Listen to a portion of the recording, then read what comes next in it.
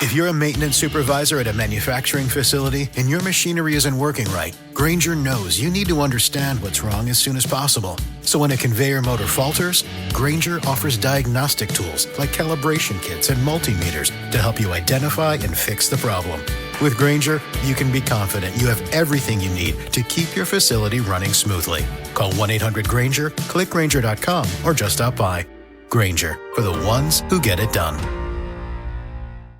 On this episode of Booked on Rock, the end of summer 1966. It marked the end of the road for the Beatles, but the beginning of something brand new and revolutionary.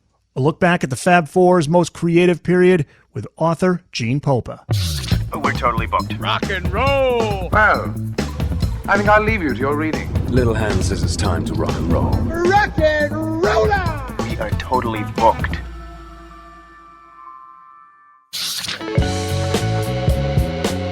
Welcome back to Booked on Rock. It's the podcast for those about to read and rock. I'm Eric Senich, author Gene Popa. He's back on the podcast. He was last on the show back in May to talk about his book, British Invasion 64. Today we talk about not just one of those British invasion bands. This is the British invasion band, the Beatles. The book is titled The Color of Your Dreams, Some Days in the Lives of the Beatles, which examines a time in the history of the Beatles that has often not been fully surveyed, and we're going to do that today. It's good to see you again, Gene. How you doing? Great seeing you, Eric. I'm doing good. How about yourself? I am doing great. This is an interesting story. There's so many things I want to ask you about, and we were just chatting a little bit about this before we started recording, so let's get to this. This story begins around this time in 1966. We're recording this September the 3rd. It was late August of 66, to be exact, and the words from George Harrison to his bandmates are, "That's it, I'm not a Beatle anymore." Is he kidding? Is he serious? Take us back to that moment and where the Beatles are at, the rumors that are swirling, the band's demise. A lot is going on, so take us back to where they're at that point, and if George was just saying this in jest. He was almost certainly saying it as a joke. But like a lot of jokes, there's a kernel of truth to it.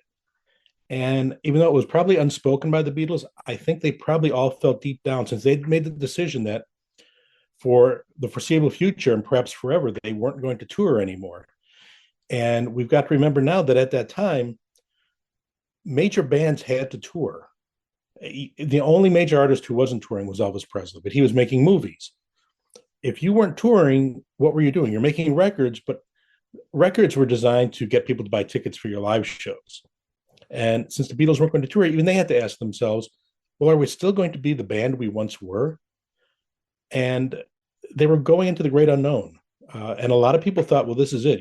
You can't possibly last if you're not going to have that binding unity of being on the road.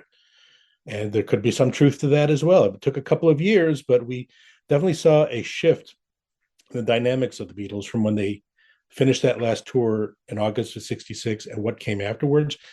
They were four different men, and they were a very different band. Money to be made from albums didn't happen until maybe late 60s, early 70s, when FM rock radio started to take off.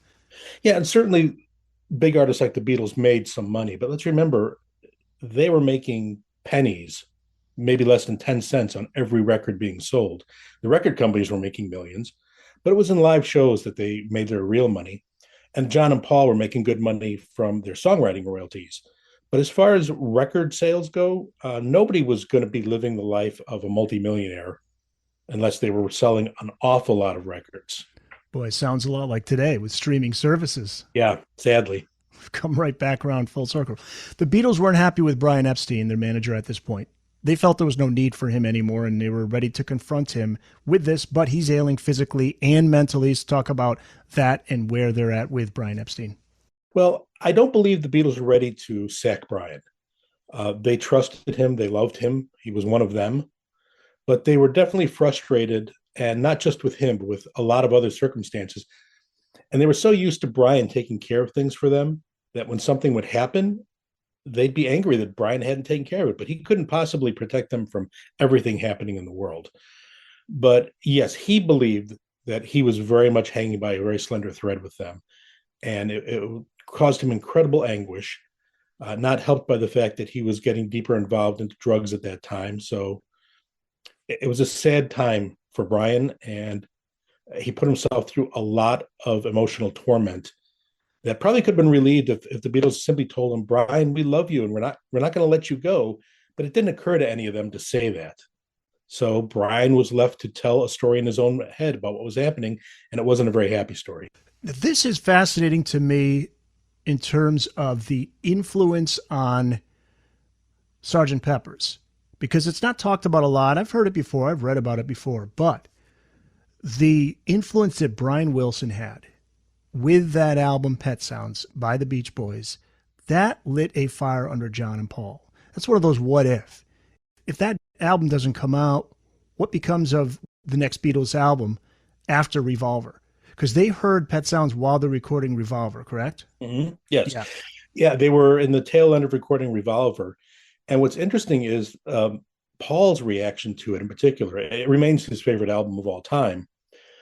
But it so stunned him that even after the Beatles finished Revolver and it was at the printing plant and they were printing out millions of copies of it to ship around the world, he told the other Beatles, we have to recall that album. We can't put it out. It is not good enough. It is not as good as Pet Sounds. And John, George, and Ringo had to talk him down. They said, trust us. It's a great album. It's going to be fine. So, and when Paul first heard God Only Knows, that is what really fired him up to make Sgt. Pepper the greatest thing the Beatles had ever done. He said, that song reveals what rock and roll can be. And I want to be a part of that.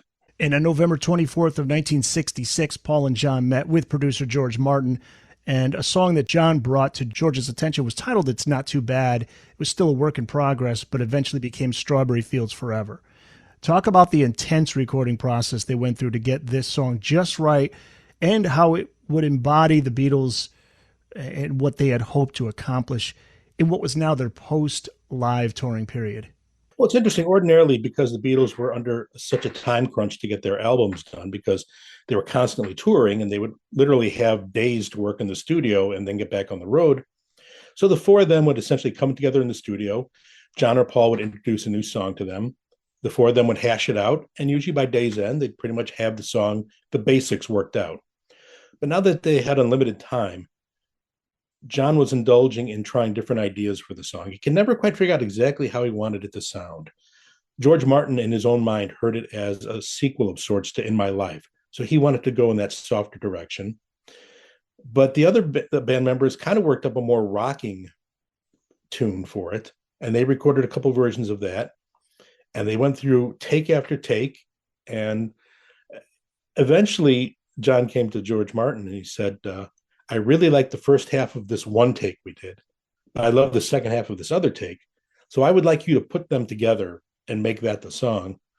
And Martin said, well, that's great, except they're different tempos and different keys. And John never had a good technical sense of the studio. He believed if he could imagine it, it could be done. And he just kind of smiled at George Martin and said, yeah, but you could do it, George, can't you?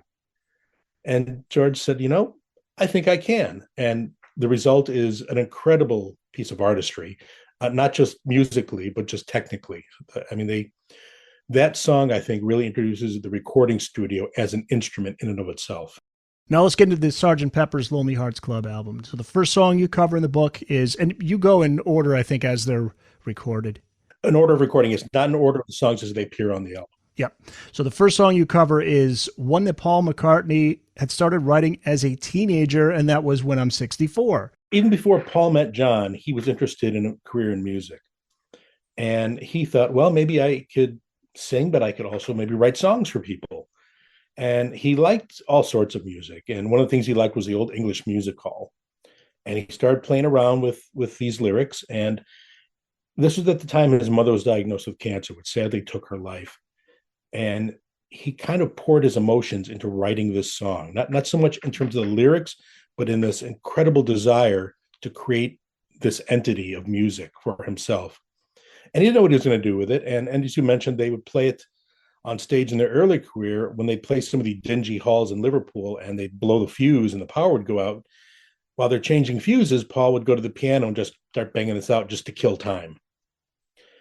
And when they met to do Sgt. Pepper, George Martin was concerned because ordinarily John and Paul would come in with 6, 7, 8 new songs and say, here's what we're working on. they both came in, and John's like, well, I'm kind of working on this one song, which turned out to be Strawberry Fields Forever, but it's not anywhere near done yet. And Paul's like, yeah, I haven't written anything, but you know what? I got my old school notebook from when I was in grade school, and I'll see what I've got in there. And he found this song, and he said, yeah, let's do this. And it's important to point out that later on in his career, John would kind of slam Paul for what he called his granny music. And he would kind of slag off on songs like When I'm 64. But John was perfectly fine with it when they started the Sgt. Pepper sessions. In fact, John helped contribute lyrics to it. He came up with the names Vera, Chuck, and Dave for the grandkids. Oh, okay. So he has fingerprints on that song. Well, with the rumors of the Beatles breakup, EMI wanted to release a single to ease fans' worries. And the decision was to release a double A-side with Strawberry Fields on one side and When I'm 64 on the other. The group didn't want that. Why was that? And what ends up in its place? Well, the group saw these tunes as being part of the whole of the new album they were making, and they weren't really interested in doing singles at that point in time. They felt albums would elevate them as artists and show that they were more mature now. But EMI and Capitol in the U.S. were very adamant. And if the Beatles hadn't have agreed to something, chances are the labels would have gone back and pulled something off a Revolver, which the Beatles didn't want them to do, because as far as they were concerned, that was the past already. That was only 6 months earlier, but they were like, that's not us anymore. And they said, well, obviously When I'm 64 isn't A-side material, but Strawberry Fields is maybe a little too bizarre to go out on its own as an A-side. And Paul said, well, I'm working on something. Maybe we could put something together with that and see if that works. And that ultimately was Penny Lane. And Penny Lane and Strawberry Fields both came out as a double A-side, the first time that had ever been done in rock and roll. And they both have similarities in terms of the song theme. It's going back to childhood days, right? Strawberry Yes. Fields Forever, Penny Lane. Penny Lane is an actual name of a street where Paul grew up. Well, it goes back to the Liverpool days. It wasn't the street Paul grew up on. When Paul would take the bus to John's house or vice versa, they'd have to do a transfer on Penny Lane. So they were all familiar with that interchange in Liverpool. And as a matter of fact, the barbershop that's there was where John, Paul, and George all got their hair cut as children. There is a firehouse there. There's a bank. So it's really slice of life. When John originally wrote, his original lyrics for Strawberry Fields Forever was more of a travelogue. He's like, here's Strawberry Fields, here's the street I walk on to get there, here's the park across the street from Strawberry Fields. And then he later went back and made it a little more Alice in Wonderland psychedelic. Paul was initially thinking about, well, I'm going to write a song about how I felt at that age. And he didn't really care for how the lyrics were turning out. So then he got a little more surreal as well. The song diverts, it seems like a very straightforward song, but it isn't. If you listen to the lyrics, it's summer here, but then suddenly it's winter. There's all kinds of dichotomy going on in there. It's a very interesting song. The next song from Sgt. Pepper's that you cover in the book is one of the most iconic of all Beatles songs, A Day in the Life. Initially titled In the Life of, the inspiration begins when John is reading London's Daily Mail. This stirred up some emotions within him. What was the story he was reading, and what were the other things that he drew on to help complete the song's lyrics? Tara Brown was the heir to the Guinness fortune, and he was a very good friend of the Beatles and the Rolling Stones, and moved in their circles. Matter of fact, the first time Paul McCartney took LSD, he took it with Tara Brown. And Tara, unfortunately, in late 66, was killed in an auto accident. He swerved to avoid a truck that had gotten into his lane. He was killed. His passenger, his girlfriend, survived. And John was very distraught over his death. John was still a young man, and he hadn't seen that much death other than his mother and a few other people, as is not uncommon. But to have a close friend like that die so tragically, it stayed with him. And the papers were full of ongoing stories about the inquest and the autopsy and the funeral. The Beatles wanted to go to the funeral, but they knew it would turn into a media circus if they did, so they stayed home. And John was reading this article about the latest developments and what was happening with his estate. And it just inspired him to do a song that was more slice of life, not just the story of his dead friend, but he wanted to make it sort of a recorded version of a newspaper, to have various different stories pop up in the narrative of the song. So he just literally started flipping through the newspaper and picking random stories and said, okay, I'm going to write about this now. And when they recorded the basic track, they left a 24-bar break between the end of John's first segment and the start of Paul's interlude. And they didn't know right away what they wanted to do there and what they wanted to put in there. Several weeks go by. Then the idea comes up for an orchestra interlude, but it wasn't an actual orchestra. Well, it wasn't a full orchestra. The Beatles originally wanted a full 90-piece orchestra. And George Martin, who was always keeping an eye on the budget, said, how about we just get 40 pieces and I record them twice? And they thought, well, that'll work. That'll be fine. And it was Paul who came up with the idea of, let's have each instrument go from its lowest to highest notes, but get there in their own time, in their own pace, however the musician wants to do it, to create this cacophony that is technically music, obviously, but it's also apocalyptic. It's like something deep within the recesses of your mind. And when the Beatles originally created that empty space in the song, they had no idea what they were going to put in there. They figured at some point they'll think of something. And whoever had the original idea of having an orchestra, kudos to them, because that was it. Booked on Rock Podcast will be back after this. Here to the future. We all know that feeling. You finally manage to get away on vacation and the worrying starts. Will that bogus "Beware of Dogs" sign keep your home safe? What about that fake camera you set up? And will someone finally find your old hide and key rock? That's where ADT comes in. All that stuff, it's safe-ish. It seems fine when you don't really think about it, but you know it truly doesn't work. Instead, ADT provides security solutions that keep you actually safe, giving you real peace of mind. Because vacation is supposed to be, relaxing. Don't settle for safe-ish. Visit ADT.com today to learn more. Gene Popa is the author of The Color of Your Dreams, Some Days in the Lives of the Beatles. And you write in the book, quote, "The question of how to conclude a day in the life had been a nagging one, but at last the Beatles believed they had come up with an acceptable solution. They would spend much of the session on February the 22nd recording a single solitary note." So let's talk about that ending to the song. Well, first of all, when they recorded that orchestral piece and the ending, they did something very unique. The Beatles tended to work in privacy in the studio. They didn't like to be bothered. But on the night they did this recording, they had a party in the studio. They invited a lot of their friends like Mick Jagger and Brian Jones, and Mike Nesmith of the Monkees was there.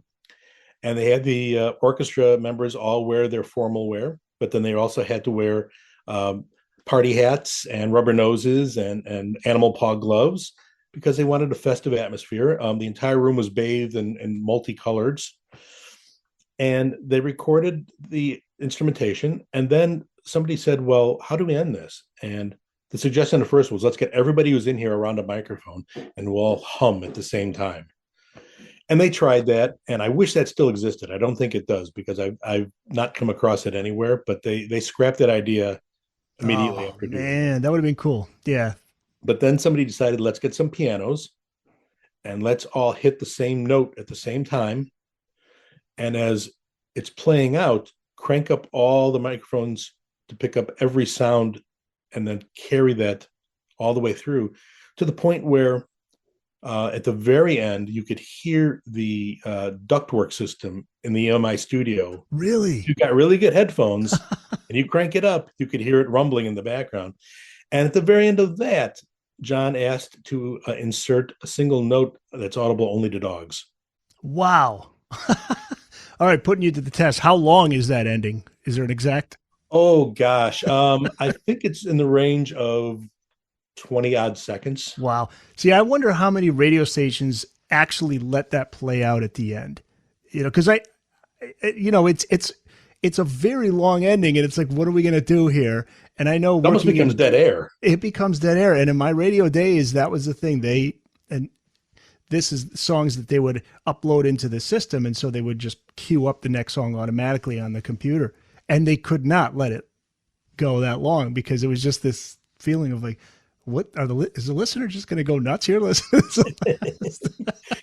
I want to mention Sgt. Pepper was almost a very different album. The initial plan was, it was going to be the soundtrack for their third movie, whatever that movie was going to be. and B, they were going to record it at Stack Studios in Memphis, Tennessee, and they wanted a grittier soul sound. So if you can imagine Wow. that album in '67, being like a good gut-wrenching rock and roll album with the Memphis horns in the background, Right. and ultimately, they went a different direction, but it could have been a very different thing. Do we know why they went into a different direction and didn't go to Memphis? I think despite all the talk about going to Memphis, they liked the familiarity of EMI. It was easy for them. They had almost gone to Memphis to record Revolver. They had actually booked Stax Studios, but then there was a bit of a kerfuffle with Stax, and the Beatles already started recording at EMI. So they're like, well, we'll save it for the next album, which again was supposed to be the soundtrack. The fascinating history of the Beatles. The story behind the album and the song title, Sgt. Pepper's Lonely Hearts Club Band. This involves the band's roadie Mal Evans and an offhanded remark about salt and pepper. Yeah. In the break between the end of touring and the start of the recording, the four Beatles went off and actually lived separate lives for a month or two, something they hadn't done in their adult lives. And one of the things Paul did was he went to Kenya and he had Mel join him. And on the flight back to Britain, they were being served their meal.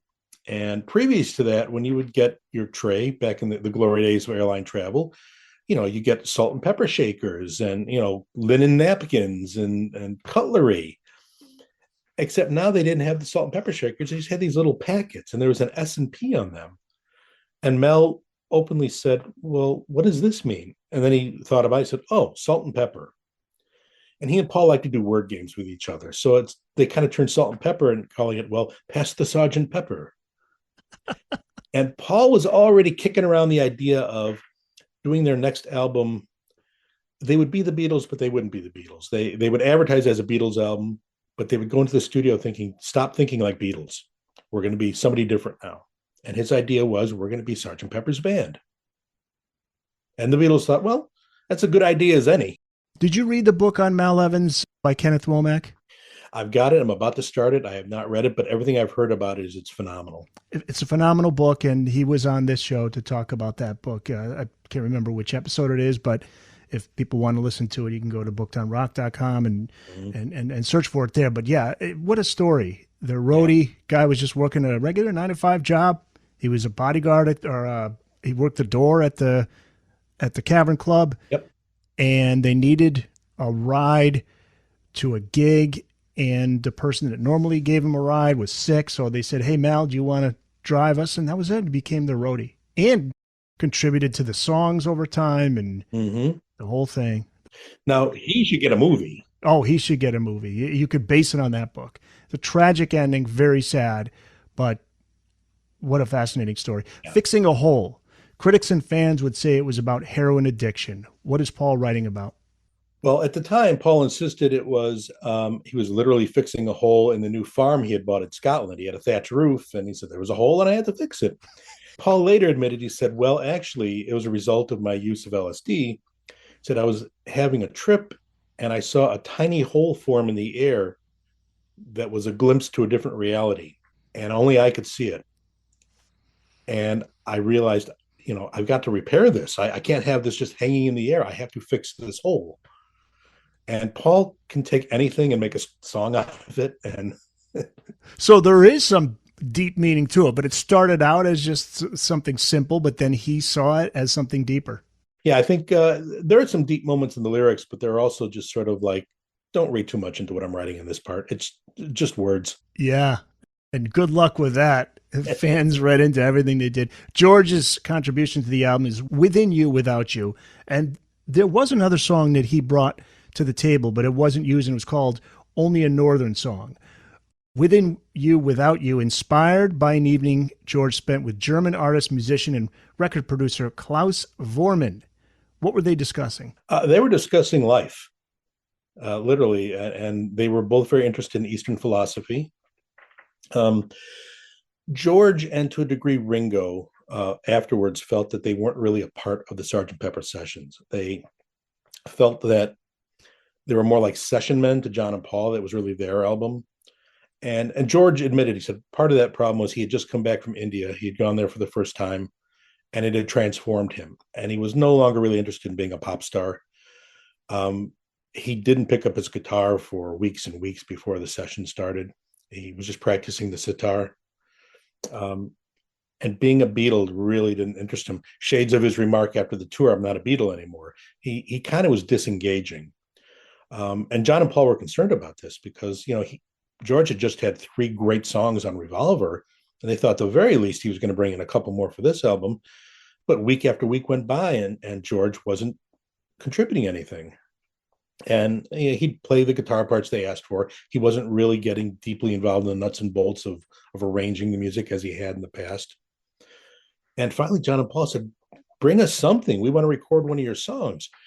So George brought in a song called "Only a Northern Song," which not a bad song. Later shows up in the Yellow Submarine soundtrack, but he wrote it on an organ, so it has a very dirge-like sound. And the Beatles went through their paces and recorded, multiple takes of it, but they weren't really satisfied with it. And John and Paul asked George Martin to tell George, "You can do better." And George agreed. He said, "You know what, you're right. Let's shelve Only a Northern Song for now." And a few weeks later, he came in with Within You, Without You. And it was very philosophical. It, of course, is full of Indian instrumentation. It really stands out from the rest of the album, but it's very much of the feeling of that album, that universal feeling. It's a divisive song for some people. Some people are like, it's not one of my favorite George songs. It's not my favorite song on the album. On the other hand, not only was it John's favorite song on the album, he said it was his favorite George song, period. He loved it. And he said he regretted that he didn't get to play on it because it was all Indian musicians. George said, "Well, I'm going to bring one song in and I'm going to make it a good one." Was John the biggest supporter of George in terms of songwriting? I would say John and Paul were both strongly encouraging George.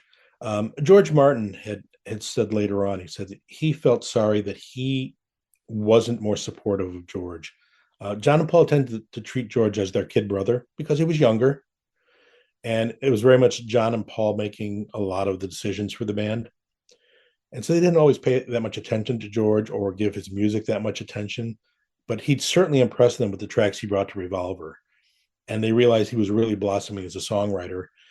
And yeah, John and Paul would encourage him, but also John and Paul would be more interested in recording their own music than George's sometimes.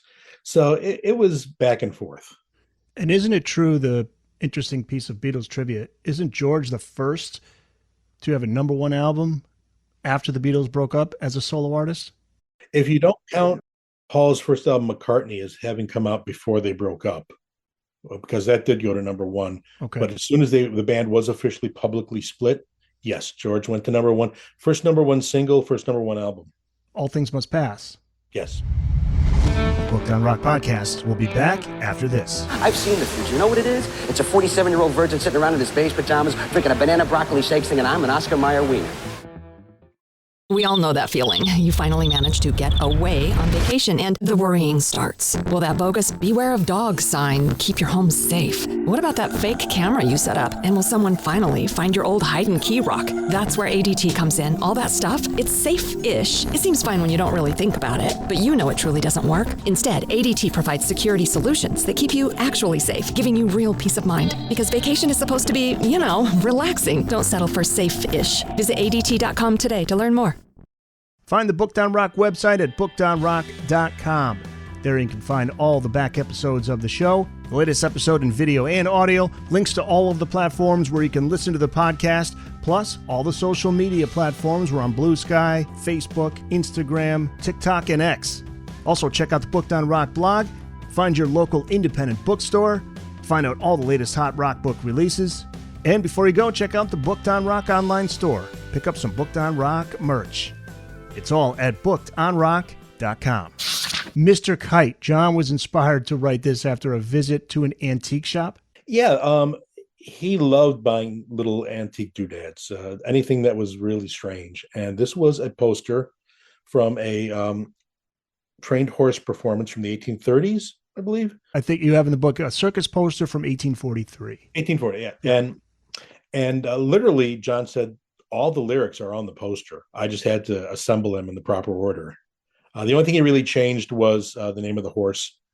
He said whatever, I forget what the name was, but it was a little strange. He said I couldn't make it fit, so it became Henry the Horse.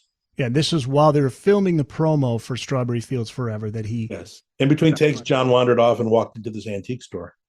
Now, here's an example of the new studio-only Beatles, right? I mean, this is where they get creative. John had wanted an old-fashioned steam organ to be played during a break in the song, but there weren't any available on short notice. What was done instead? George Martin got very creative. He took a bunch of John Philip Sousa recordings on tape, and he clipped them up into tiny pieces and threw them up in the air. And wherever they landed, he would pick them up one at a time and glue them all together. And that became the calliope break in the song. As Martin said at the time, he said it can never be recreated. Of course, these days with computers, you could do anything. But it was just showing how the Beatles would take risks. This wasn't the sort of thing that was really approved of by EMI. But they could take something as simple as just an old John Philip Sousa march and say, let's reinvent this for our own use. And it created, just an incredible sound collage. How long did it take the normal Beatles album to record prior to them coming off of the road? Well, their very first album, Please Please Me, they did in 9 hours. Wow, that's right, huh? They Wow. had one day off between concerts, and John had a very sore throat, and he powered through, and they went back on the road. From that point on, they tended to work in blocks of time. In between concert dates, they might get 3, 4, 5 days in the studio. Then they're gone for 2 weeks and they come back. With Revolver, they had a largely uninterrupted span of time, but it was still fairly short because they had to kick off their world tour in the summer of '66. So they basically had about 2 months time, which these days is nothing. Right. Back then, that was almost luxurious. Plus, they're well rested. They're not when they're recording in between gigs. I would think they're burned out, tired, and yet, as we know, it didn't affect the music. I mean, those albums are all brilliant too. But just the fact that they had this time to create these songs like "Lucy in the Sky with Diamonds," and here we go, going back to reading into lyrics again, right? So you write, quote, "A great debate began raging from the moment of the song's release in 1967 about whether the lyrics that John wrote, inspired by his son's art, were a drug song or not. So who or what is this song about?" There's no reason it can't be both.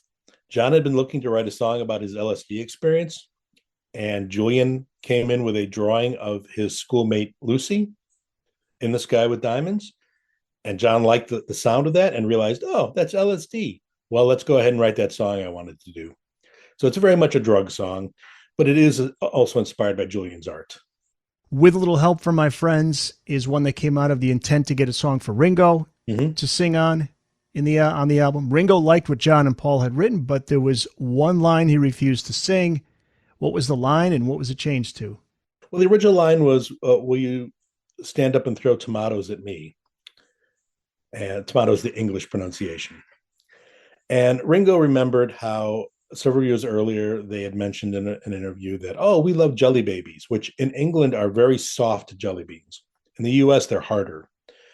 And unfortunately, when they would tour in the US, American fans would throw hard jelly beans at them on stage. And Ringo said they would hit like hail. So he said, I'm not giving you any ideas should we ever go back on the road to throw tomatoes at me. So we're taking that line out of the song. So it became, will you stand up and walk out on me? That's a much better choice, don't you think? Yes.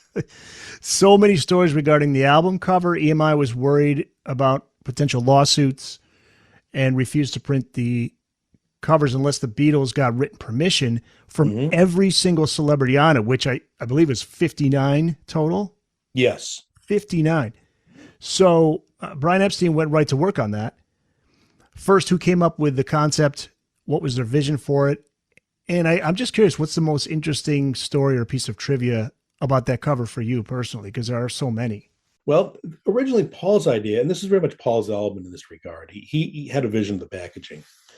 And he said, well, we're going to have these customized uniforms so we look like we're a 19th century military band. And we'll pose in the front in like this daguerreotype sepia-toned picture where we're standing there and there's a loving cup that we've just received and we're holding our brass instruments. And so a friend of theirs said, you know what? This album is like a celebration. The cover should be the same. You should show the world celebrating your accomplishment. So then the idea became the Beatles would turn and face the cameras if they just finished their performance, and the audience is standing behind them.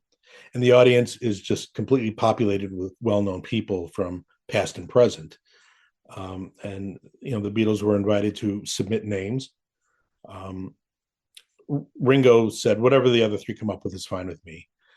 George submitted the names of a couple of Indian mystics because he was getting interested in Eastern philosophy. So John and Paul basically selected the rest. One of the most interesting would be Richard Gandhi was on the list, but EMI nixed that because they said, we don't want any trouble in India. He said that will offend a number of people there. So that he was removed. Also, Jesus Christ was to be on there, and for the same reasons, Capitol said, "Oh no, not putting him on the cover." Especially we're more popular than Jesus controversy. Yeah, they had just come through that. They didn't repeat that experience. And John really wanted Hitler, not because he admired Hitler. That's the one. Yeah, but he's like, it's audacious, and I want to do it. And I believe Hitler's there, but he's been hidden behind the Beatles. You can't see him. Really? Yeah. And no, they did not bother to get permission from his estate since he was not visible. Right. They had to rush out these letters to everybody, either who was still living or their estates, and said, will you please let us use their picture? And the only one who said no initially was Mae West, because she said, well, what would I be doing in a Lonely Hearts Club? And all four Beatles wrote her a personal letter and said, please, we love you. We love your films. Please be on our cover. And she said, well, how can I say no to that? Yeah. And the only one who was featured on the cover, who was airbrushed out, was Leo Gorcey of the Bowery Boys, because when he was contacted, he said, sure, you can use my picture, but you have to pay me. And he was the only one who asked for money. So they said, well, we're not paying anybody for this. See you later. Yeah. Yep. So there's next to his cohort, Hunt's Hall, there's a blank space in the back row. And that was Leo Gorcey. I love the Mae West one because that's old school Hollywood. Always thinking about your image, right? Yeah. That's the actress famous for Come Up and See Me Sometime. She was always, she got all the guys. She was never lonely. That's a great story. So following the album's May of 1967 release, the Beatles record and release All You Need Is Love in July of 1967. Clear message to the world that love is everything. And you write about how by the summer of 1967, the Beatles were at the apex of the mountaintop, a mountain so towering, no one had ever glimpsed this summit before. But we know they still had some more creative energy to release. And this is the most important era of Beatles history, between the end of touring, 1966, and the summer of 1967, right? I mean, do you agree? I think absolutely so. And there's a hard dividing line between the Beatles as they initially were, the mop tops. And then they give up touring and they move away from what they had been. They all change their hairstyles. They grow mustaches. They become very different looking men. And John actually, he told reporters, he said, I don't want to be a mop top anymore. I'm done with it. As far as he was concerned, that was childhood. He was an adult now. And it's important to remember, we tend to think of rock and roll now as a lofty artistic endeavor. There's classic albums, and people who even aren't necessarily fans of rock will say, oh, yes, I mean, that album is just, everyone knows that album. It's a fantastic record. Rock and roll was garbage music up to that point. Serious-minded people didn't pay it any attention. Pepper changed that. The New York Times, the Times of London, classical music critics were falling over themselves praising this record. There's like, whatever you thought rock and roll was, forget it and listen to this album because it's going to change how you think things. The rapid change creatively for the Beatles, it's still mind-blowing. It is. Just a year or two. And it makes you wonder if that change would have been accelerated if they hadn't had to focus so much of their attention on touring for so long. If that was building up inside of them and it had no outlet until finally they were like, we could pursue our dreams in the studio now. We don't have to rush out an album because we got to hit the road. kept the band together, I think, for a little bit more, because maybe they would have called it quits if they didn't have that inspiration to create something together the way they did. Writing this, I've kind of come around to the idea that, if you ask somebody, well, when did the Beatles break up? You say, well, April of 1970 when Paul quit, although he didn't really quit. That's just how it was interpreted. People who know a little bit more will say, well, September of 69 when John secretly quit the band and was done with them. I would kind of argue that after the end of touring in 66, if not a complete breakup, it was a transformation, and they became, as George would later complain, John and Paul, and then he and Ringo would just kind of be the guys they would call in to play their parts. He felt they had lost a sense of camaraderie, that they weren't the unit they had been before. And it allowed them to create some incredible music, but it also kind of sent them on their 4 different ways. So I think even without some of the things that had happened that had, I think, really made the breakup more painful for them, I think by 1970 or so, the 4 Beatles would have been like, it's time to not be a unit anymore. We need to be our own men. Booked on Rock Podcast. We'll be back after this. Can we go now, please, people? A good plan today is better than a perfect plan tomorrow. We all know that feeling. You finally manage to get away on vacation and the worrying starts. Will that bogus "Beware of Dogs" sign keep your home safe? What about that fake camera you set up? And will someone finally find your old hide and key rock? That's where ADT comes in. All that stuff, it's safe-ish. It seems fine when you don't really think about it, but you know it truly doesn't work. Instead, ADT provides security solutions that keep you actually safe, giving you real peace of mind. Because vacation is supposed to be, relaxing. Don't settle for safe-ish. Visit ADT.com today to learn more. Hey guys, thanks so much for checking out the Booked on Rock podcast. If you've just found the podcast, welcome. If you've been listening, thank you so much for your support. And make sure you tell a friend, a family member, share on social media, and let people know about Booked on Rock. And if you do like the podcast, make sure you subscribe, give a 5-star review wherever you listen to the Booked on Rock podcast. We're on Amazon, Apple, iHeart, Spotify, Spreaker, TuneIn, and on YouTube Music. You can check out the full episodes on video, along with video highlights from episodes on the Booked on Rock YouTube channel. Find it at Booked on Rock. Thanks again for listening. Now back to the show. Before I let you go, Gene, what is the latest on these films? There's supposed to be 4 separate films on each of the members. What do you know about this? What's the latest? Well, it's an interesting idea. They're doing 4 different films focusing on each of the 4 Beatles. They haven't really announced the subject matter. There's lots of rumors. Certainly it'll cover their very earliest years. As to whether it'll move beyond that and go deeper into their careers, we're not really sure yet. They have unveiled the 4 actors playing the Beatles, and there's been a lot of complaints from people. They're saying, well, they don't really look like the Beatles. But I don't know that's necessarily a bad thing. It's not so much being a dead ringer for each of the Beatles as it is capturing what we know to be the Beatles. If they could get that persona and really bring us in that way, then I won't mind if the screen Ringo doesn't look like the real Ringo. So are they unknowns, these actors? Unknown to me, at least. They all seem to be fairly young actors and not well known. Is it Disney? That's a good question. I'm not sure, but I wouldn't be surprised if it is Disney, because they're getting very deep into the Beatle things these days. Right. Yeah. Exactly. So we don't know when they're coming out. They haven't even begun filming yet. They're still working on scripts. And like anything, once, until it's finally finished, you can't say for certain it's going to happen. Yeah. So if it does, though, get ready for yet another wave of Beatle mania, another generation of fans that start listening, to their music. And I'll tell you, it reminds me, I went to the movies recently. This is 3-4 weeks ago, and I'm buying some popcorn and soda. And there's this young girl behind the counter working there. She must have been 18, 19, 20. And I was wearing my Yellow Submarine shirt. And she goes, "Oh, I like that shirt." I said, "Oh, cool. You like the Beatles?" She goes, yeah. And she goes, "And I just saw that movie recently." Now I'm thinking, young person, probably we got to be talking about the Disney Let It Be documentary.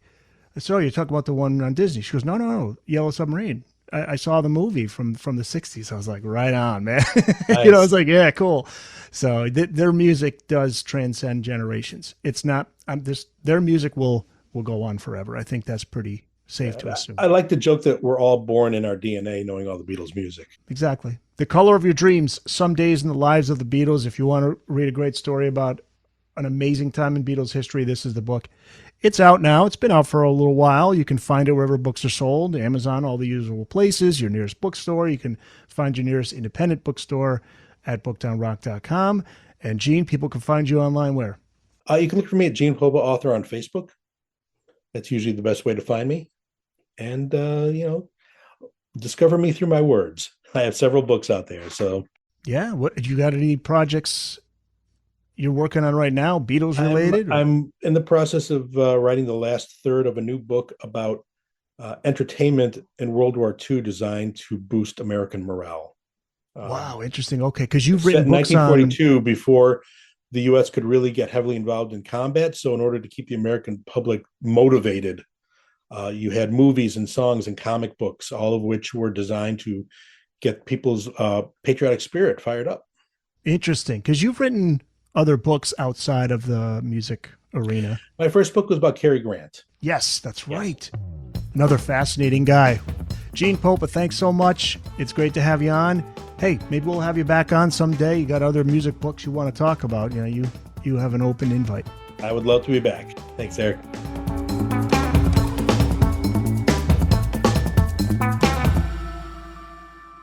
That's it. It's in the books.